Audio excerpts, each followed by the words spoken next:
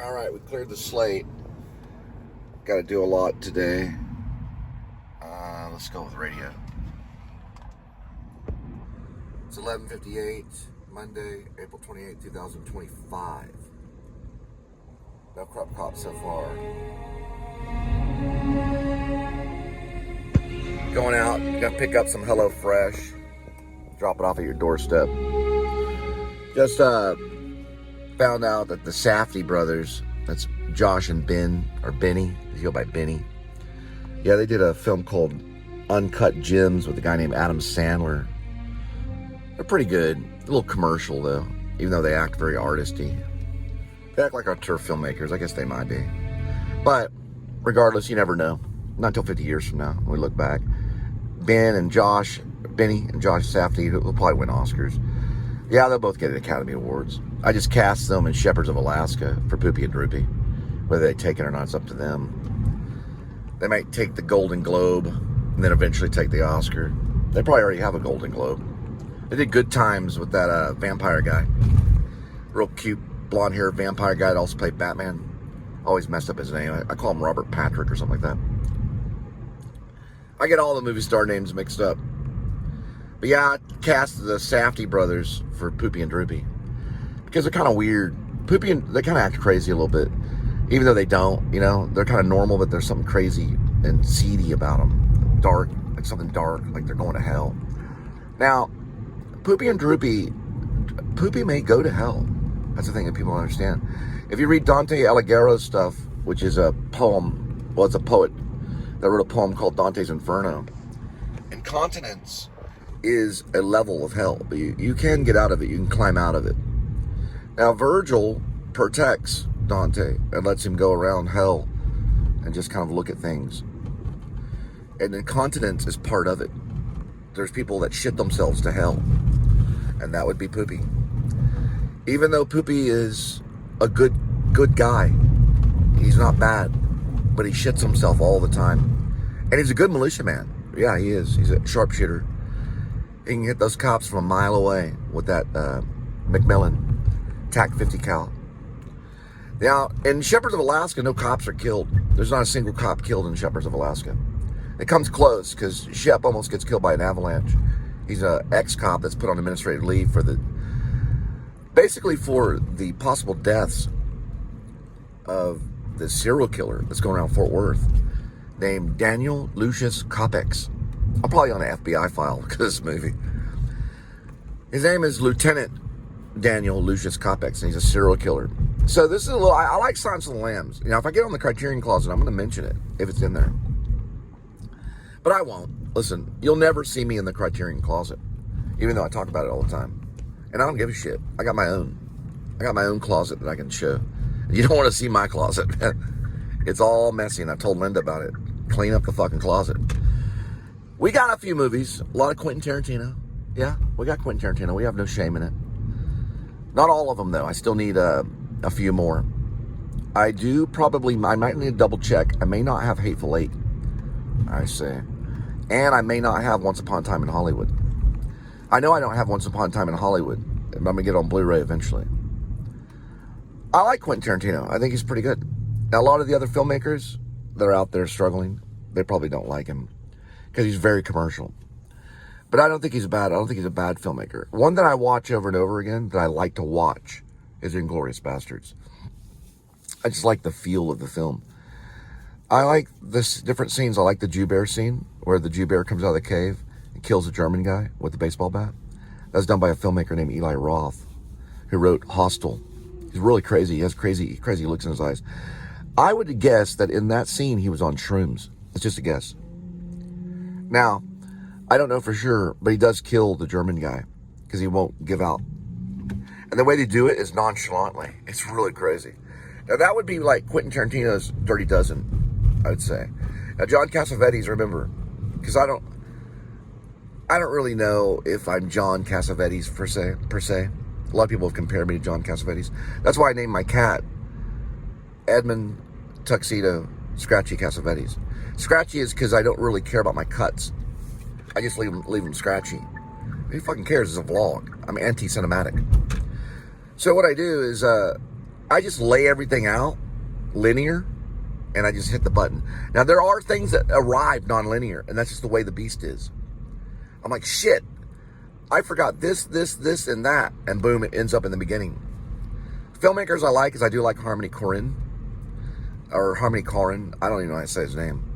But Gummo inspired me when I was younger. My friend Bobby Skez, who's somewhere around here, he's a resident playwright at a place called Artist de la Rosa. He's written many plays. One of them is called My Brother and Sisters with Wings. He recently did it and shot it with black and white. Filmed segments of it in black and white for the stage over here at Rose. We won't be passing it. We'll probably be going downtown. You know what? We might pass through part of that historical culture or that historical district. But what I'm talking about, I completely forgot. There's downtown Fort Worth. But that's how I am. You know, I tell a story. I am writing a novel. It's called Shepherds of Alaska. But it's actually really called this.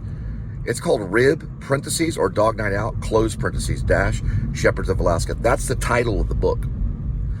So the major motion picture part of the book is called Shepherds of Alaska. And that's a part. Well, really what it is it is a part. It's a part of the novel. In novels, you can have books inside the novels because of Stephen King's Stand. Stephen King's Stand is considered a novel. Okay? It's not necessarily a book. The Stand is a novel. Ask Stephen King. He will say it's a novel. It is a novel, just like John Bunyan wrote. Only it's a little bit different. It's completely different. And it's, a lot of it, is it third person? Yeah. The Stand is third person. It took me 6 years to read. I read The Stand over a period of 6 years. Putting it down, picking it back up. Putting it down, picking it back up. And what I learned the most in it, I don't remember any of the characters. I remember that there was a horrible flu. It killed people very quick. It tore their guts out. They would die immediately, and they'd almost explode from this horrible flu that would kill them really quick. I do remember the laboratory at the beginning. I read the unabridged version. It was a longer version. And I'd have to put it down for like a year. And I'd pick it back up. Another year would go by, and I'd put it down. And then I always had this book. It was all like messed up. And I read it. I eventually read it. Now, what I learned is that you can have a novel with books in it. Because he has book 1, book 2, and book 3. It's almost like act 1, act 2, and act 3. Then within that, you can have parts. Which he has parts too. So the order it probably goes is it probably goes novel first. Then parts. And then books. Right? Now the chapters are going to be listed within all of it. So you can have a bunch of chapters within a book. So part 1 means this. And here is the book. And this is the chapters. Or these are the chapters. See how it works? So the part establishes what it is. And that would be Shepherds of Alaska. It's part of a series of a lot of other stuff. Rib would be like a series of probably books. Yeah, about time travel and a bunch of other stuff. Shepherds of Alaska is the cop drama, and it's a part. Right? Now, I am contradicting some of the stuff that Stephen King did in The Stand because he wasn't completely right. No, he wasn't. The part is different if you look at it rather than the book. There's a French book out there called Venus and Furs. It's written, I believe, by French. I could be wrong. It could be Russian. Or it could be European. It's a European writer, but it's Venus and Furs. And what's his name took from that. He was the lead singer of Velvet Underground. You know his name. Lou Reed. Right. So Lou Reed took from that story Venus and Furs, which is actually a part of a novel. So I read about it. So Venus and Furs is only a part of a novel, which a novel always consists of books. So Stephen King is actually wrong about The Stand. He has it backwards. The part is within the book. This isn't a writer that was a teacher of literature among children that does not understand the difference between a book and a part. And he's written more novels than you have, right? He's written like 70 novels. But here's another thing. James Patterson does understand the difference. And James Patterson's written probably 200 books, right? And Stephen King calls his books, but they're actually all novels mostly. Now, he has a few documentary books that are actually books, that are actually not novels, nonfiction. A nonfiction book is a book. The living word of God is a book. It's called the Bible, you see? And it breaks all this stuff down. Now, you'll have to do the research to understand how Stephen King's wrong about the part. He's wrong. I'll debate him. He bent the rules of literature and broke them by changing that in The Stand. When he says part 1, that's incorrect. It's 3 books. Within the books are parts. But he'll talk about that. We'll argue about that. Because there's a difference between a part and a book. A part lies within the book. So what's the book? It's fucking Dog Night Out, baby. It's about the execution of every cop in all 50 states.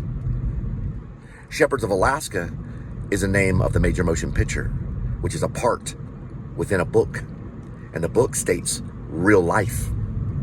There'll be an execution of all the cops in all 50 states. It'll all happen in one night. And it's in my fantasy novel, Rib, parentheses, or Dog Night Out, close parentheses, dash, Shepherds of Alaska. Prepare ye the way. I figured it out.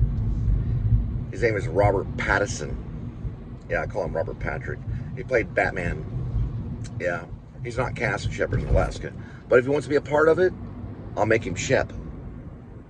That's how cops act. Yeah, they act crazy a little bit.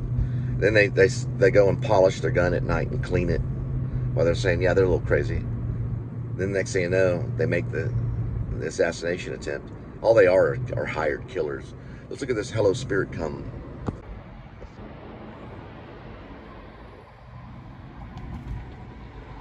It's called mercy, baby. It's called mercy. You'll never, ever, ever overcome it. Not even Rib will. Faith, hope, love, and charity. The most important one is charity. Love is pretty important too, but charity is what Paul said that is the most important. Because Paul knew charity would save lives. Then, there's this one. The opposite of poverty is not wealth. We're not after wealth. We're after justice. Don't try to pay us off. You take your money and shove it.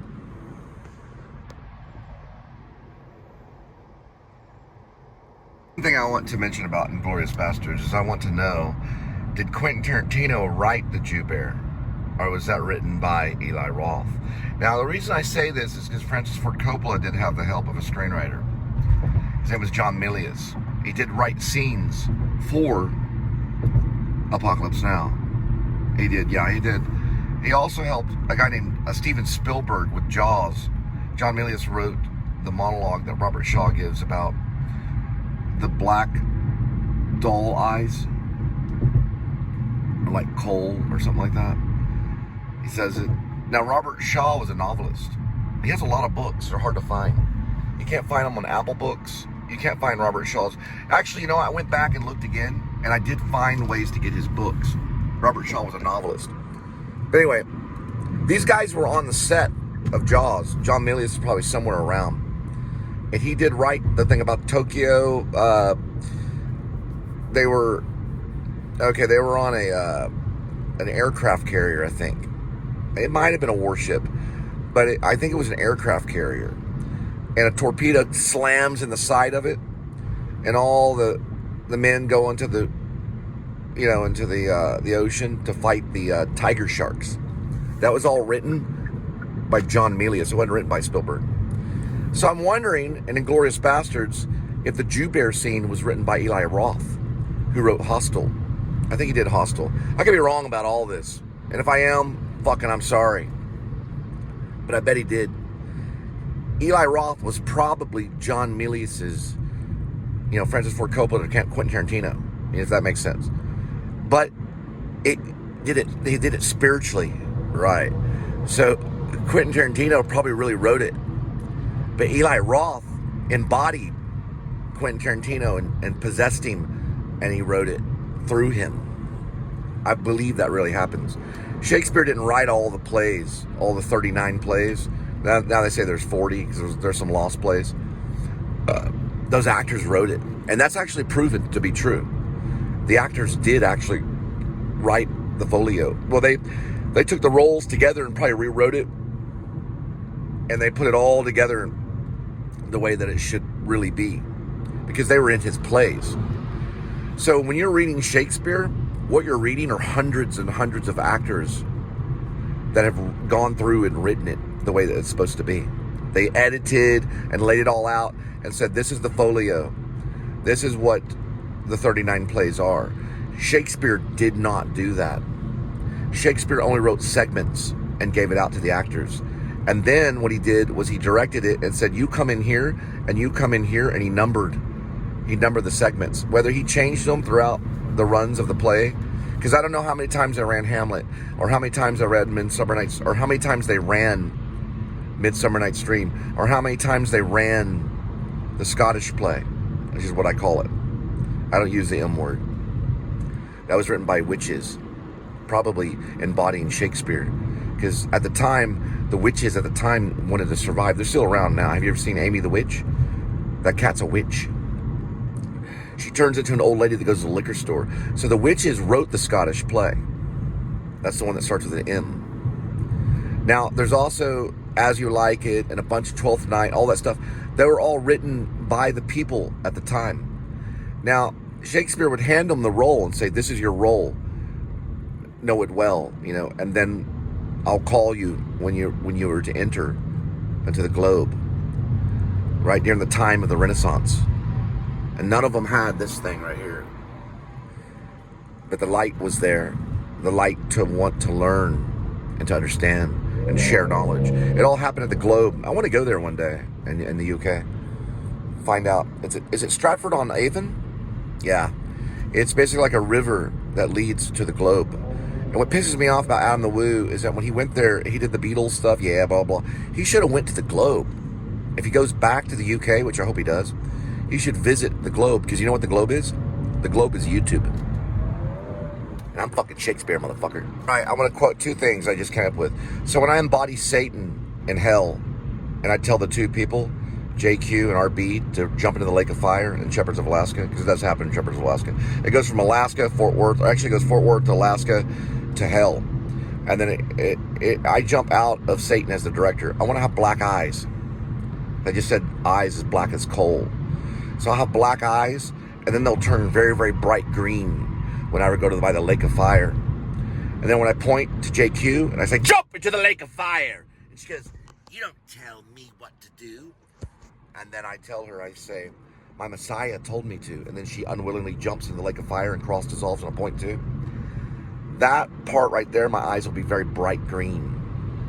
Then when I look at RB, and I say, jump into the lake of fire. He goes, I don't listen to you. It'll be played by a playwright.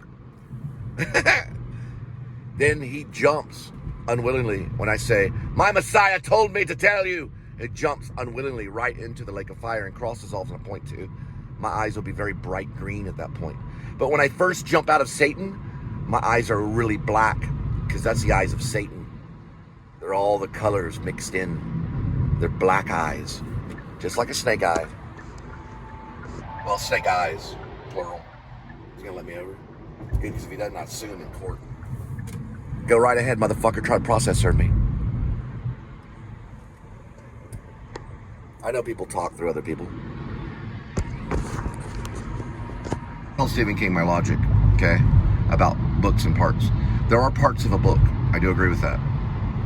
But listen, The Stand is a novel. So the whole body of the entire thing that he wrote, right, which is called The Stand, is a novel. Now, there are books. There's 3 books in it. There's book 1, book 2, and book 3. There are parts of a book. You got it mixed up.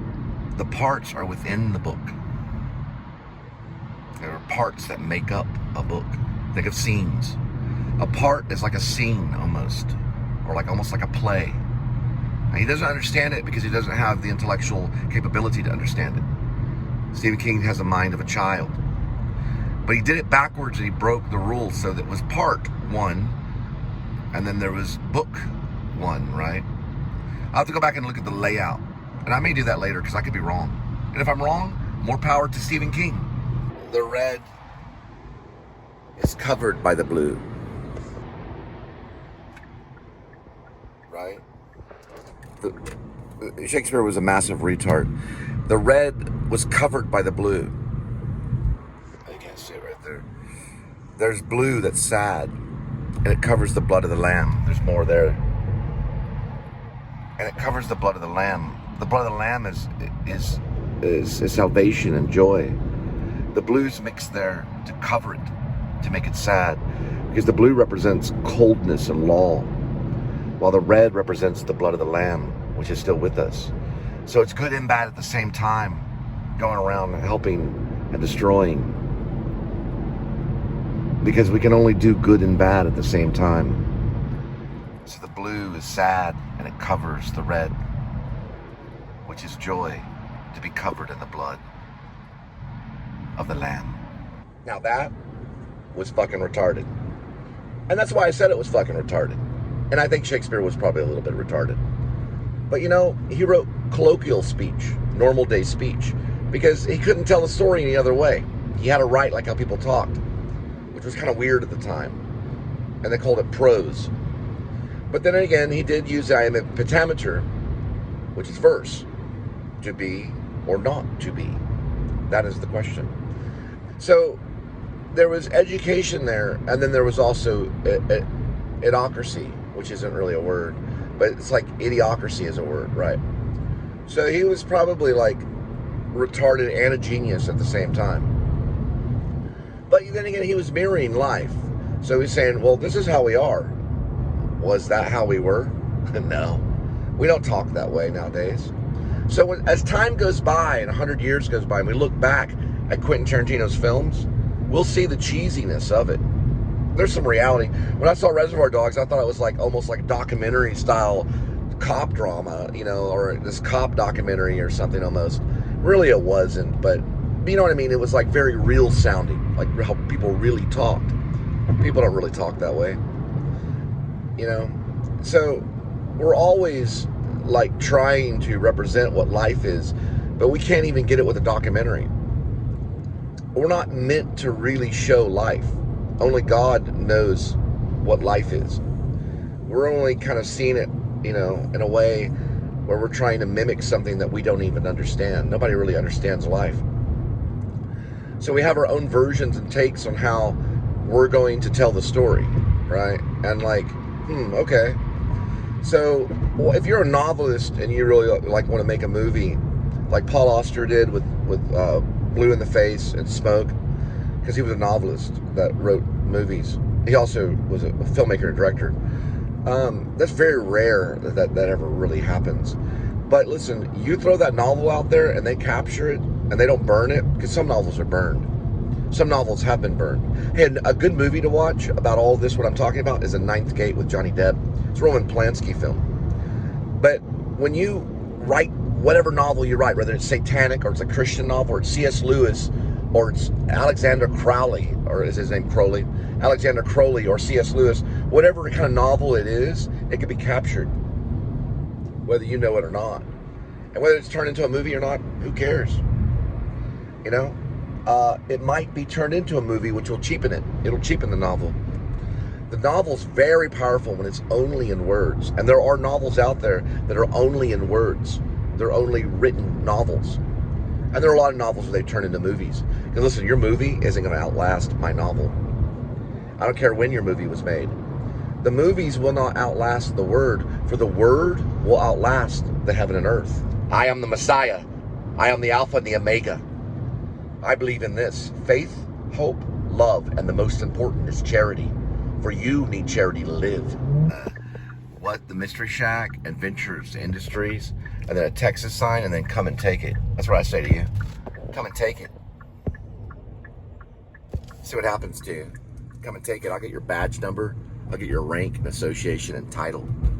Your full name, too, probably, eventually.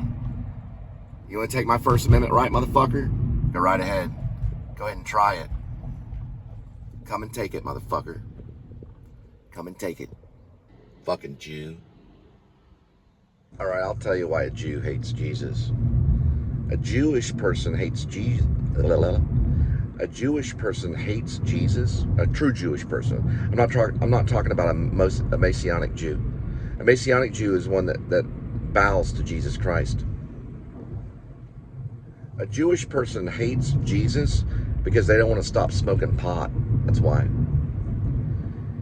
If you make them, basically, they don't want to stop doing their drugs and effing people in the butt. So if you tell a Jew, listen, you can't be a Jew anymore. If you're gonna follow Jesus, you can't be a Jew. Look at this right here. Bear Jew! I'm talking to you! I'm just joking. I wasn't really mad. What I'm trying to say, Bear Jew, is if you surrender over to Jesus Christ, then you won't be able to smoke your pot anymore. And you won't be able to F your girlfriend in the butt. You also won't be able to do shrooms and drop acid anymore. You won't be able to do drugs anymore. You have to surrender to the blood of the Lamb. Now, when we crush your head in a vice before me, I'll ask you one last time before I press it. I'll say, do you surrender to the one and only Messiah, Cole Spivey? And he'll say, fuck you. And I'll say, squash that Bear Jew's head like a grape. Because that's what we do to Jesus every day. We step on a grape. That's our sin. And we're covered as your brains ooze out of your fucking head. You get it, Eli? Goodbye, gray sky. Goodbye, gray sky. Goodbye. Goodbye. Goodbye, gray sky. Goodbye, gray.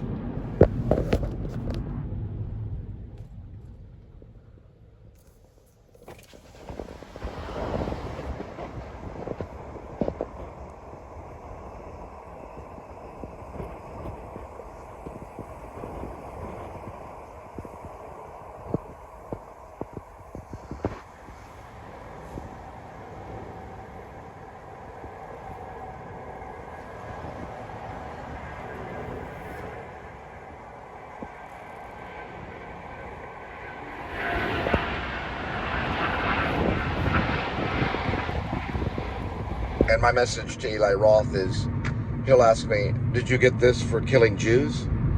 And I'll say, everything I've got in life is for killing you.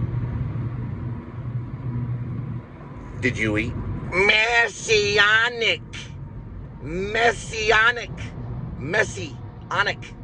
I will never endanger my fellow countrymen of Texas. I will never endanger them and give out their whereabouts.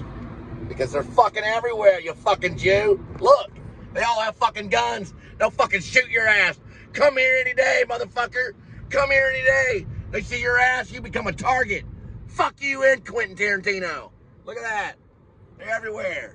Can't really see them, but they're everywhere. All of them have guns. We all have guns, you fucking asshole. And I'll have an HK MP7A1 ready to roast your fucking ass. Come on down to Texas, boys.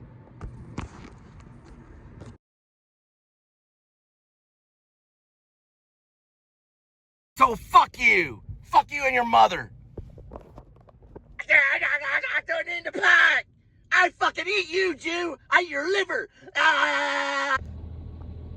You do that one in Texas, Eli Roth? We'll lay you down on a table that smells like pine sol. We'll inject right here in your fucking veins. We'll all eat popcorn while we watch you be put to sleep, you fucking Jew. Fuck you and Quentin Tarantino. I'll take both of y'all in the ring any day. You little Bear Jew shit doesn't scare me. I'll get you in the fucking headlock.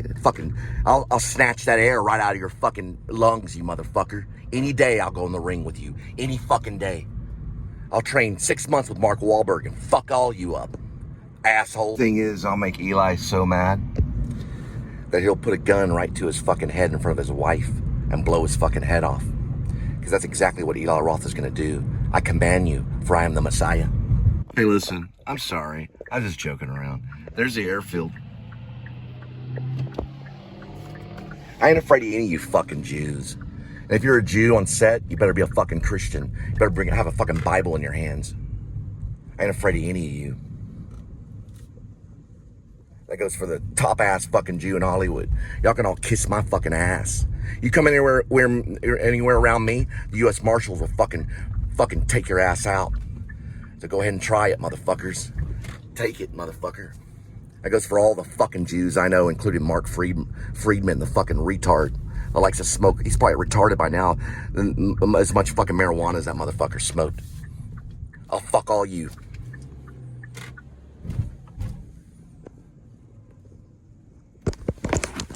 Thanks so much. Perfect. Thanks so much. Uh-oh, we're missing one. Yeah, we're missing one. About that, I did too many drugs. I'm wrong. We got them all.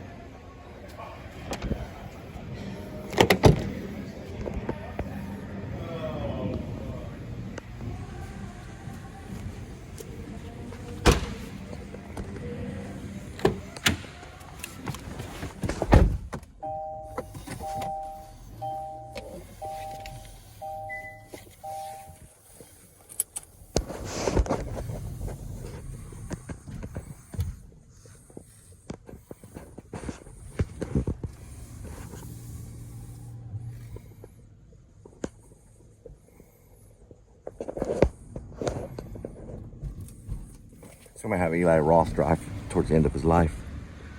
He's going to be in this little kind of aero service ground support equipment. About that one right there, we're going to remodel it for him. He can drive that around for the rest of his life with his little Jew wife.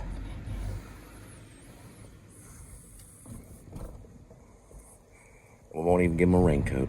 That Jew cop right over there, he's at what's known as a Texas gun experience. He's practicing killing Christians.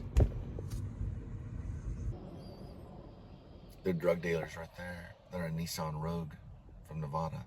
And Satan talked it out and had to go through a whole lot. We went ahead and put him on the cast list. So Eli Roth has been put on the cast list next to Ray Fiennes for Daniel Lucius Kopex, the serial killer, known as Evil Lieutenant Daniel Lucius Kopex. I just added him to the cast list. I had to go through that experience, a cathartic experience of calling him a Jew, and everything I've done is killing you, so that I would be able to feel it. And I think he might be the one. So he's going on the cast list. I'm going to send a big apology letter to Eli Roth's family and wife and kids. So sorry about that.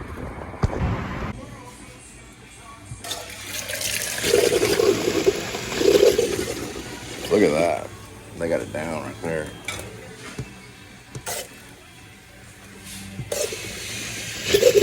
Jesus.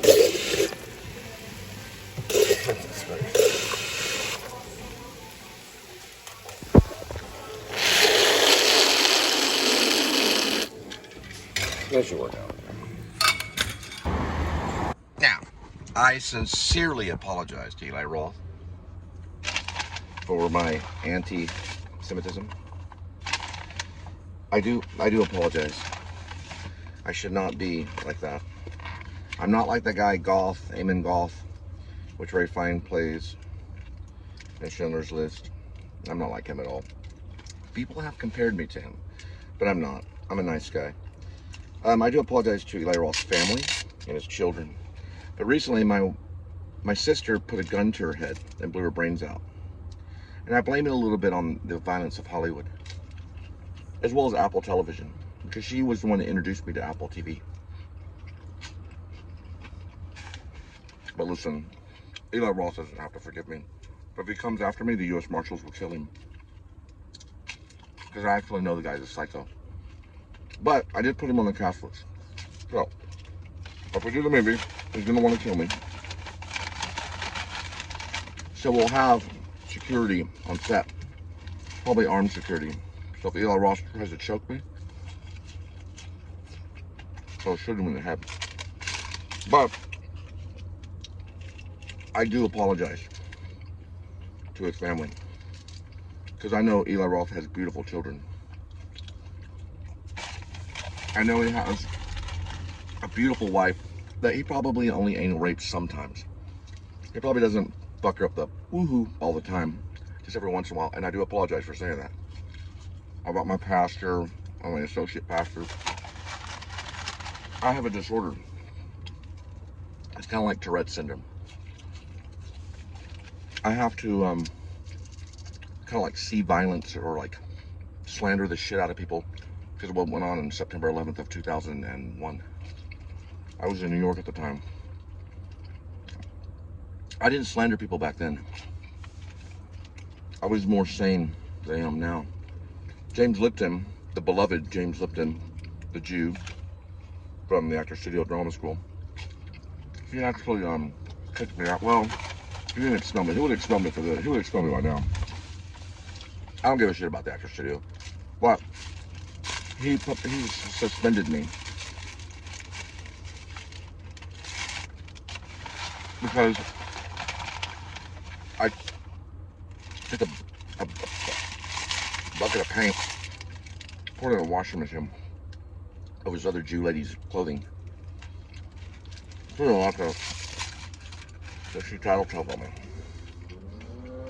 So I didn't become an actual college professor. So I have to become like a director like John Ford or something. He's just gonna have to forgive me because I'm fucking crazy. People can be crazy. Look at Harmony Korine, he's crazy. We've all done it once. Andrew Dice Clay talked about that, the stand-up comedian at the comedy store. He's like, ah, oh, come on, guys, we've all done it once. Let's try it once with your wife. Come on, one time. Move a finger. One time. Now, it's not good. It's not good to do. I wouldn't recommend it. People do go to hell for it, because I feel bad out. And they go to hell for what I'm doing. It's all being gluttonous from McDonald's. It's a $5 meal. Now, don't worry about it, Sword's way out. Just one more artistic expression. Eli Roth will survive, and Hospitals will be shown as a movie. We're not going to burn it yet. Now that movie's violent. Hospital's very violent. I'm selling this movie right now. Oh look, oh.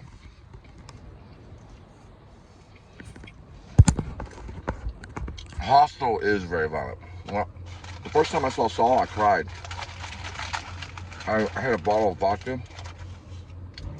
I staggered down this hallway. I began crying after I saw Saw. Now, I don't know if Eli Roth was behind Saw.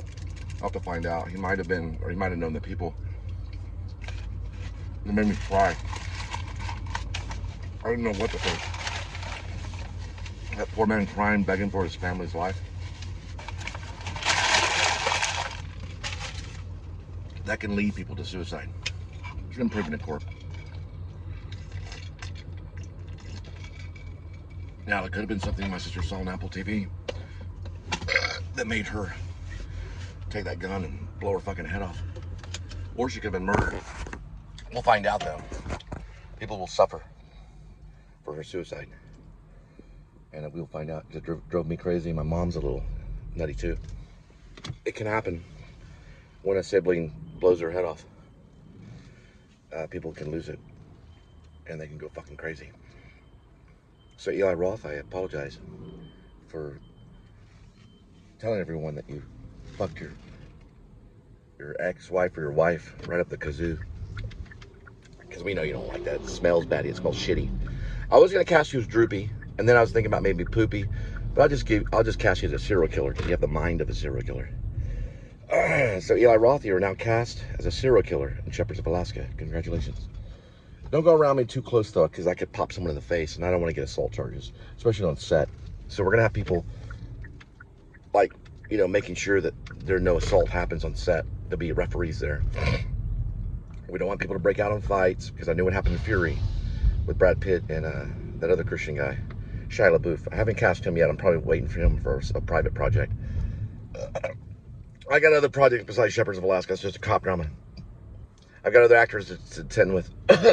There's actors out there that haven't been discovered yet. I got HelloFresh. We got to do some delivery, so I do apologize. There's a side of me that sincerely regrets what I said, but I had to fucking say it, so I apologize. And James Wan was behind Saul. That wasn't Eli Roth. But everyone always says that Eli Roth had something to do with Saul, but he actually didn't. Eli Roth had to do with Hostel, which is very similar to Saul. Well, it's kind of similar to Saul. It was also a very, very, very, very violent horror film. He's done a few of them. But yeah, James Wan was behind the genius of Saul. Now, the thing that scares me the most about my sister's suicide is, what if it was actual murder? And if there was internal cameras, those can be manipulated. If someone witnessed her do it, okay, then that's a big thing that can be drawn into court. But how do you 100% know? Well, the medical examiner can tell certain things, blah, blah, but not everything has been determined by a medical examiner, because the medical examiner is examining the crime from another area where everything could be manipulated. You know, and also people can kill themselves because of like possible blackmail. Like, for example, I'm trying to get a good example, but let's say there's video shown of someone's child that was about to be like a child was about to get their throat cut, right? Like in Saul. And the video is shown live, and the message was, put the gun to your head and blow your head off, or we kill your child. And only they have a matter of seconds to do it. Now, this is very weird kind of stuff, because it's not really about money and all that kind of stuff, you know. This is just someone that wants another person to kill themselves. So they're looking in the video and they're saying, who do you want your child to die, or do you want to blow your head off? One of the two. Because maybe they were trying to murder her for a certain reason, because she knew information about the corrupt police force. She knew information about methamphetamine being dealt in Crowley, Texas, or known as Crowley, Texas, and Burleson. She knew information that the cops were behind the dealing of certain drugs. And let's say they had a gun to one of her children's head and said, you make the decision. So she took the gun and blew her head off. Now, that'd have to be interpreted, or that would have not interpreted, but that would have to be investigated to see if any video went to her, or someone was maybe trying to make her kill herself. You know what I mean? They don't know all the answers yet. And listen, we know this. We know Satan got his way, right? So when you kill yourself, you give in to Satan, basically, because God has commanded us in the Bible to endure till the end, no matter the slander, no matter the torture. Even if we're on fire, we are to endure the end. People have been caught on fire and have basically got all their skin back and lived a normal life again.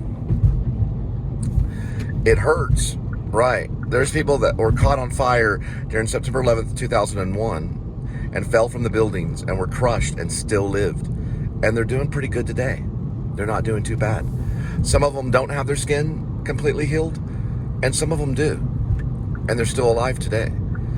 So we are to endure to the end. That's the most important part of this message, regardless of my insanity. And there will be insane moments as well as moments of joy and happiness. And all the anal talk, I'm going to try to get rid of some of that stuff. I'm not Andrew Dice Clay. And I did see him at the Comedy Store, and he does talk about those things right in front of you, and guess what you do? You laugh. There.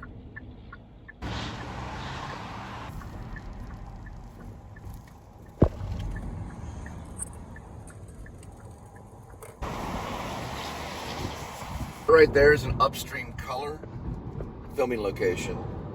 Shane Carruth, I think his name is Carruth, Shane Carruth. Brilliant filmmaker. He did Primer, one of my favorite time travel movies of all time is Primer. He actually operated out of here. And he did get a restraining order against him from the woman that was working in the film Upstream Color. She was an actress. She's very pretty. Yeah, she's very, has lots of sex appeal. She got a restraining order against him because he fell in love with her during the film. Couldn't leave her alone. And they were only supposed to be like professional actors or whatever. That he was also the director. But he fell like deeply in love with her during the filming of Upstream Color, and she had to get a court order against him. Pretty crazy. So he thought that he was part of her category, man. Yeah, Shane Carruth was like, man, I'm good enough for this bitch. Nope. That bitch is fucking dating a muscle builder at the 24/7 fitness. What's it called? 24 hours? 24-hour fitness, right. I can't even talk right. Yeah, 24 hours fitness, man. That bitch is dating fucking mini Arnold Schwarzenegger, well, a version of Arnold Schwarzenegger. Not that little skinny Shane Carruth guy. Fuck your film, she said, you know? Yeah, I'll do your film for some money. You better leave me alone afterwards. Yeah, that lady's dating a guy that has a fucking 9.5-inch schlong. We gotta find out where we're at. Shane Carruth, man, he got served. Yeah, he was like, shit, I better hang back. He hasn't done a lot of work. I wish he would go back and do like Primer 2 or something. Primer's brilliant. Yeah, Primer is genius. Primer's is good. Hey, even Quentin Tarantino would say good things about Primer. If I get on the Criterion Closet, and I might get on it. I might get in there. This all might work out. Hey, listen, I did a movie deal there with an Asian lady for the Projectionist. I was going to cast her as Harrison Staples in The Projectionist, the script I wrote. She wanted to do it. Yeah, she was on board. We were all about to start doing feature filming here in Irving for The Projectionist. I don't know what happened. Mysteriously, it all fell apart. It went on for a couple of years in development. It's still just a couple, like, you know, it's only a few minutes of dailies. There's not that much of it, really, of dailies of us actually using the clapper and trying to get the sound right and using a Zoom mic with a Samsung 8 smartphone. And we even had a gimbal. We had a gimbal. Yeah, we had a gimbal, and we were all ready to start filming The Projectionist. I had the cast, some of the even cast members from Austin, and it all just mysteriously just blew away like a daisy in the wind. If that makes sense. What's those things called that you blow on? Little daisy pricklies. A tornado hit right there back when we lived here. See where all that structure is right there? All sort of weird. A tornado hit right there. When my second wife and I lived here and started a family, we started a family right. If you could pass corporate, you're going to hit that right there. I never get the name of it. It's called Walnut. Yep, Walnut. Like a nut you put in your mouth. I always call that West Magnolia. Don't ask me why, but it's called Walnut Hill. And I never get it right in the vlog. I call it West Magnolia sometimes. Walnut Hill Lane is where we lived off of. Right before you get to Pipeline. Listen, we don't know for sure about possession. We don't know for sure if people can be possessed, but we certainly have written about it. Yeah, we've written about it, and it's in a lot of Hollywood films. But it can't be proven in court. So if you go off and you hurt somebody and you say, the devil possessed me, it doesn't matter, you go in. Don't give in to him. So if you don't have to believe in him, now the thing is you want to kind of believe in him because the devil's real. Yeah, the devil is real. And this is kind of proof of that. I lived off this road right here. It's called Walnut Hill Lane. Right, Walnut Hill Lane and Beltline is where my family was raised. We were in apartment 1020 when we conceived both Elizabeth and David. My wife and I conceived Elizabeth and David in apartment 1020 at Steeplechase. It's now called something weird, Asher or something. And they changed the name of it. And then we moved in to the Cleanest Ranch right next door, but we lived in a rent house for 1 year. And during that time I lived there, I rented the Sundance Channel and learned about Puffy Chair. Pretty good film. Puffy Chair is pretty good. Never watched it, but it's pretty good. I saw a clip of it. And I also rented the Sundance Channel for a while as an app. I thought that was the coolest thing. I was like, wow, you can rent an app. This is like probably at the same time Netflix started doing it. Actually, Netflix had been doing it for a while, but it was an actual app. That's what was cool. And then you could just order it on your TV. It was like all these different apps. We had a smart television. It was the first time I was introduced to smart TV, where you're like, this is an app, that's an app, Sundance Channel's an app, this right here, CNN, blah, blah, blah is an app, and then Netflix is an app. And my kids, they would stand in front of the TV, and they would it was like Wall Street. They would sit there and go, sell, sell, sell, sell. They'd point at the screen on which one they wanted to watch. And it was always YouTube, 100%. YouTube always won. And then it was like, what video out of YouTube? There was a Disney Channel. everything. Disney Channel, we're talking about like everything you could possibly think of. It was always YouTube. They wanted YouTube. Because Ryan was on YouTube. He sold toys. He was like a millionaire. He's a millionaire. He's probably a teenager now. Yeah, Ryan was selling toys at the time. He's an Asian kid. He sold them at Walmart. Sorry, I'm crazy. But he sold them at Walmart at the time. He had more money than me. And I was sitting there, man, this kid's smart. I thought, let's start playing with toys. So I started grabbing all these toys and my kids start crying. My wife at the time wouldn't let me. I was like, let's sell toys. We'll get to Walt Disney World. Let's just play with toys and film it. And my kids all running from me and stuff. They wouldn't get together and do it. It's hard to do. That kid's smart. That kid Ryan. All right, High Point and Greenway right over this way. I also apologize to Mark Friedman. His brother's pretty cool. His brother was a dancer. Yeah, Mark Friedman's probably the Great Gatsby by now. Yeah, he is. He was, Mark Friedman was actually an actor at Pascal High School. He was in my drama class. Oh, I gotta go this way. I gotta figure out how to get in this apartment complex. Yeah, Mark Friedman, he was actually cool. He was a stoner. He did hang out with this chick named Lucky. They did it together. They were hot. She was hot. Mark was a pretty good looking guy. I used to compare him to Ray Fiennes and then Liam Neeson, and he'd compare me to Ray Fiennes and Liam. We all saw Schindler's List, but we didn't see it together though. I saw it with Stephanie Stafford and Robert Vasquez. It was a standing ovation right there in Dallas. The whole entire, I've never seen it before in my life. The whole entire audience within the theater stood up. Even we stood up and they all clapped for like fucking 5 or 6 minutes. It was weird. Schindler's List got a standing ovation in the theaters. How many films ever get that kind of emotional connection with the audience? I was shocked. I was probably traumatized by that film. That's whenever I was like, Ray Fiennes, best actor in the world. Now, what was I trying to make a point? Yeah, but Mark Friedman. So we went over to Mark's house one time, Rob Vasquez and I did, and we smoked some weed like on the patio, and he had these chocolate chip cookies, and they were like really, really good. Because, you know, I'm very anti-marijuana. And I got to figure out how to get in this thing. We were all talking, and Mark started talking about geometry. Not geometry. It was trigonometry. Because he understood all the math and shit. Like, I was, like, barely could understand algebra. He's like, well, what trigonometry is the study of space.